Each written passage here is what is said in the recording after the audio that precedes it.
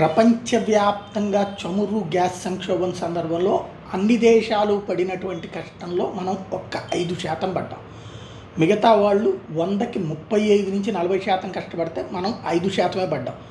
దీనికి కారణం మన దగ్గర వ్యూహాత్మకంగా చేసుకొచ్చినటువంటిది. భారత్ ప్రత్యామ్నాయ మార్గాల కోసం అన్వేషించినప్పుడు Nigeria, Algeria, Angola, Cameroon, Equatorial Guinea, Mozambique లాంటి ఆఫ్రికా దేశాలు అండగా నిలిచినాయి. భారత ప్రభుత్వంతో యుద్ధ ప్రాతిపదికన గ్యాస్ సరఫరా ఒప్పందాలు జరిగింది. లక్షల టన్నుల గ్యాస్ భారత్కి చేరుకుంటుంది. ఒకవైపున ఆల్రెడీ కొంత చేరుకోవడం వల్లనే ఇప్పటికీ మనం కంట్రోల్లో ఉన్నాం.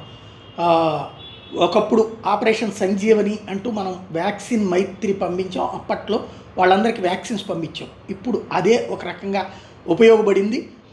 భవిష్యత్తులో అవసరమైనటువంటి rare earth mineral, silicon, petroleum వంటి వాటి కోసం కూడా భారత్ ఇప్పటికే ఆఫ్రికా, దక్షిణ అమెరికా దేశాలతో ఒప్పందాలు కూడా చేసుకుంటోంది. ఒక వ్యూహాత్మక అడుగు. మనకి మిత్ర దేశాలే బలం.